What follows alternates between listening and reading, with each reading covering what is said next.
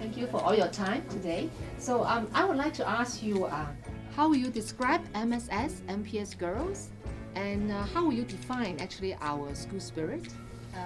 MPS and MSS girls always impress people as very caring, very happy, full of confidence, and in recent years they're very reflective as a person, has a sense of service.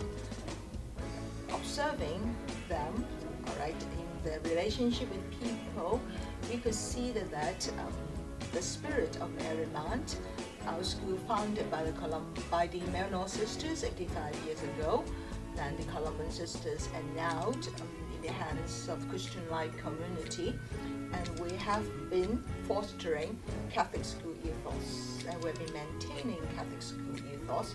And in recent years, our focus has been forming our students to be integrated person with wisdom, care, love, and compassion, to be present with others and for others.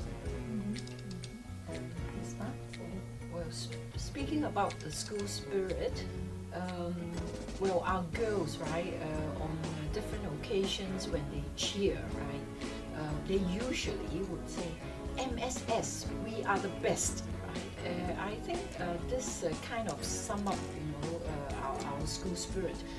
That is, we are all aiming at excellence, or we are in pursuit of excellence, right? And this applies to our management, applies to our staff, our students, our alumni, as well as our PTA. In our dialogue with students, or actually among our community, we very often use the word marges, the Latin word meaning the more. In other words, we try to do right more for the best or for the better, right? And in the recent 3 years in our school development plan, our major concern is to promote a high aspiration among our students. And we hope that after the years, after our students, they're studying in MSS for 5 years, or now under the new academic system is 6 years, they will become women for others, right? And will not only aim at excellence in their academic pursuit, but also aiming at human excellence. Do you agree? Yes, I think it's almost like what we find in MPS girls as well. For qualities, I think MSS or MPS girls are generally considered to be pretty. Yes, Pretty, I do agree. and pretty confident as well. Yes. Yeah. And for school spirit, I think we relate to the color of the uniform, the blue and the yellow in particular. And if you ask an MPS girl, they would obviously say they prefer the summer uniform, the blue and yellow, to the winter. Basically, for qualities, I observe in MPS girls in recent years that they are having 100% readiness to serve each other, to serve the junior schoolmates, and also to serve the teachers. This can be found in so-called statistics about applicants who come forward to show their readiness to apply to become our school prefects. So the figures are on the rise, and I think in this school year we have over 100 girls ready to be school prefects, and they take turns to serve. And they're proud that they can be part of the prefect team. So, Mrs. Ma, what have they learned from being prefects then? I did ask them, and they say they have learned to be more and more patient, to be patient with the little girls who always tend to forget their reminders, and to be patient with each other as well. Yeah. And I think perhaps the word to describe them is that they have learned that efforts have to be sustained. in order to make sure that they will become superior servants of the school one day. Okay, so Ms. Ma, what about in the secondary level?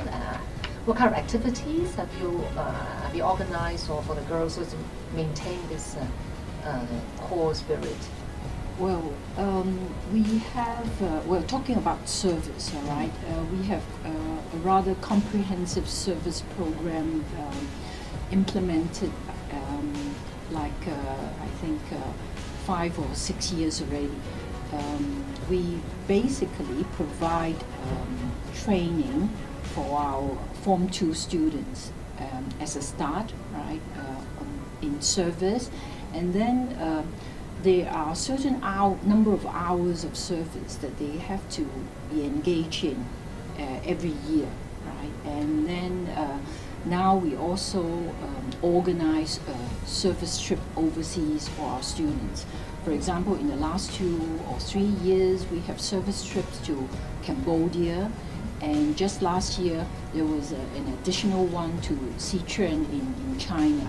And in coming April, we are having a service trip to Sabah, Malaysia. Right? And during these trips, the girls, right, they are exposed to different cultures, and at the same time, they would be engaged in many service activities there. And from what they have brought back or in their sharing, I find that they learn, right, really the joy of serving, and this reinforces this spirit among them. I know that recently we also have invited an alumni, right, from the United Nations. Yes, right. Just last week, we are very honored to have a very distinguished alumna, Ms. Catherine Bragg, who graduated 40 years ago. Well, I don't know whether I should mention that. But, she's now the Assistant Secretary General at the United Nations in charge of humanitarian affairs. Right? She came back and talked to our students, and certainly, I think, inspired them, right, to render, right, greater service to society and to the world. So I'm sure that with all the changes, right, in the years, there are also many challenges that you're facing. So what would you describe your greatest challenges then?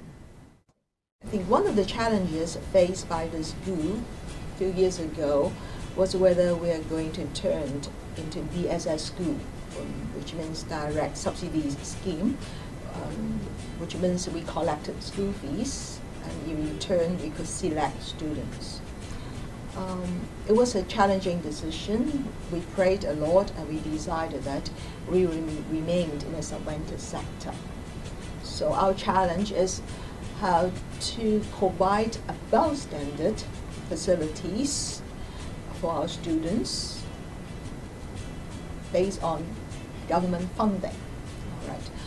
But I'm very grateful for all the initiative by the Alumni Association that we're able to raise funds. I think that is important because we would like to provide students always for the greater, margins for the more, in learning, in the exposure, in the activities.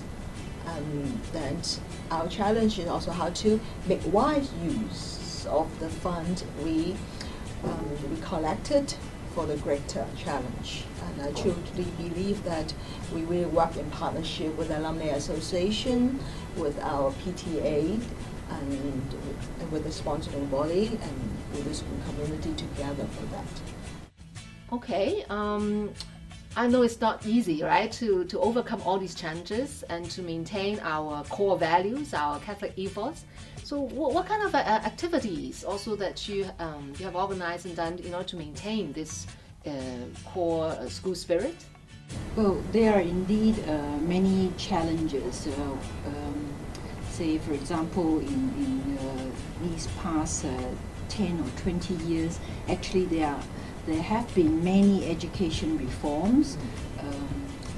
As far as I remember, beginning with implementation of school-based management, and right now we are having the new senior secondary curriculum being implemented, and also a marked decrease, right, in the student population.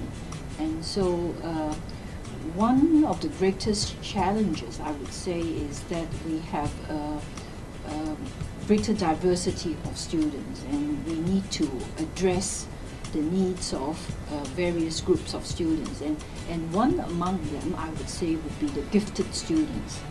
So we really need, right, extra or additional resources and also professional support in order to meet these challenges. But so far, I would say at Marymount, I'm happy, right, to say that we could embrace all these challenges and ready to face these challenges.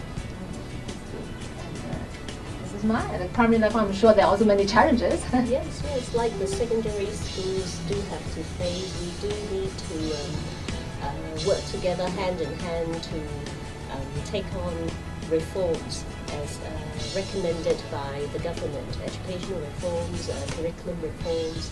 And I think there is a growing awareness on the part of schools in general to hold ourselves accountable to all our stakeholders. And I think one implication is that we've got to keep very good records of whatever we decide and we do eventually. And I think a lot of teachers have already practiced and presented themselves very well as secretaries at meetings, and the principals do have to work on written documents too. I think this is good on the one hand because it really helps ourselves put down what we have done, and with written records we can reflect on what we have done and we evaluate on what we have done. So this is for, I think, planning for the better, for the more, for Marges. The other challenge I could see from recent years is at the same time an opportunity, and it has to do with very diverse student intake from the primary 1 level. They do come from different kindergartens, and different kindergartens have adopted very different approaches over recent years. And there are students in primary 1 who don't even know how to write properly, either English or Chinese, because of lack of practice. They know how to recognize the words and the characters, of course. So I think the primary 1 and 2 teachers in particular have got a much harder job, so to say, and much more challenging task to make sure that in the duration of 3 years, all students in their hands have to be ready, okay, to show themselves to be competent for the TSA, okay, the territory-wide system assessment, when they are going to be tested on their Chinese, English, and mathematics basic competency. But as Maryknollers or MPS and MSS girls, we should never be just settled, okay, for achieving the basic competencies. So teachers and I have always worked, okay, for something that is higher up there, and I think parents do expect us to be, aiming high as well.